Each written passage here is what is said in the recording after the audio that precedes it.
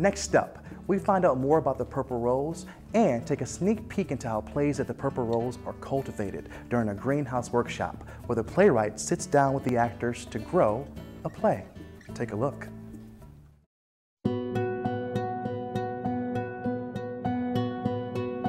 When you see a show at the Purple Rose, there will be a consistent quality that I think stands out. We write for people, for the wide collective of diverse souls that call this part of the world home. The Midwest voice is, we think, it uses humor as a window into the human heart. We have great stories to tell that are universal.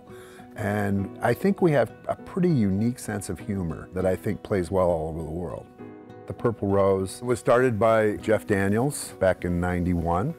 He had moved his family back here because he wanted to, raise them literally where he grew up, and wanted to give something back. So he bought this building and started a professional theater that specialized in doing new plays, new work, and developing talent in the Midwest here. And he named it after the film he did with Woody Allen called The Purple Rose of Cairo. It's had a huge impact on the community and local business. It doesn't just enhance the quality of life, it has a significant economic impact. It's a town of 5,000 people, and we entertain about 40,000 people a year. People come here to see the show, and then they go out to dinner, or then they go, to the cute little shops and buy stuff. So I honestly don't think Chelsea would be Chelsea, which is why Jeff put the theater here. What stands out for me with the Purple Rose Theater is the quality of the work that they do and the fact that they're consistently putting on new plays and willing to take those risks, and they do it just better than anywhere I've seen. It's important to do stories that relate to the audience. That was Jeff's vision for the place, and it's the lifeblood of theater. The way that I always feel when I see work here is that I'm spying on something that's actually happening. It really, to me, feels so in the moment and so just real that it truly feels like you've just kind of been dropped into someone's living room or back porch or world in some way. And that, to me, is part of what stands out. We do so many world premieres. I feel like this place really is more of a collaborative effort, and it's essential if there's new work, like the play we're going to look at today. None of us have read it yet. I kind of knew the actors that I was writing for, so when I saw everybody today, it was kind of like, wow, I feel like you guys have been in my head for the last 3 weeks. And the act of writing is a very solo activity, so this is my favorite part, when we get to come in and play. It's what we call the greenhouse, Purple Rose Greenhouse. It's where we grow new plays. We bring in actors, stage manager, director, the playwright, and we tear the script apart and we try to make it better. You will be seeing a completely cold read, meaning that none of these actors have seen the play yet. They just got it this morning. I have never heard the play. Guy has not seen anything about it. I like you. I'm a wreck. In some ways, it's the final step of the writing of the first draft process, is to hear it out loud, but it's the first step of the development of the play process, because plays aren't meant to be read, they're meant to be spoken. I think you do have 15 pages to play around. We can play around, but the sequence of events, again, the way that you use heartbreak to set up laughs is masterful. We are a company, so we're comfortable with each other. We can speak very candidly about what we like and what we think could be better.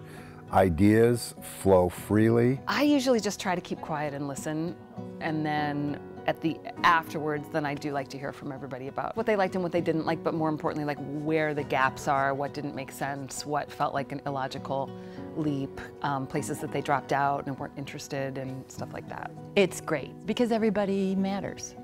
At the end of the day, it's still Carrie's play and Guy's the director, but everyone's voice counts. I really like how, we have the setting of it being in the paint place, that we have something to do, and it's so real. Like before we started reading today, this is what we were doing. Like some of these things, we were talking exactly about this, and I think it like reveals things in a way that our audience will be able to say, oh, that's me. We've produced more new plays by women than any other theater in the Great Lakes region, not because they're women, but just because they're damn good plays. And my experience has been that women are more interested in the process than in the result. And that's really crucial to the process that we employ here in creating this work. I knew that I wanted to write something for all women, and I kind of knew what each character's backstory was. Very clearly, I knew who each woman was, and then I just put them in the situation.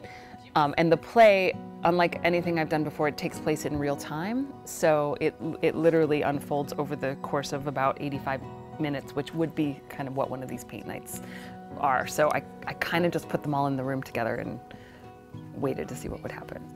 I think I want to be a willow tree. You do. I do, one that bends ever so gently with the breeze. But I want to be a tree. Wow. Great work. We like plays about people, and maybe you'll laugh, maybe you'll be challenged a little bit from time to time, but my hope is that you walk out of here after seeing a show and maybe not feel quite so alone, you know that a little bit more about what it means to be human and have a great time. That's what we want. And I think any good play, people will recognize something either in themselves or their children or their parents. So many people have so many stories that none of us, we don't know what anybody carries with them, you know, but if we see it in a play and we recognize something, maybe it's not my stuff I recognize, but I can see it in my friend. Maybe I'll be a little better. The audience is our partner in this process. They're not just paying customers. The thing is not complete until they're here. And you know, if we do our work right, somebody in these purple seats will be changed in some significant way. I know that I have been.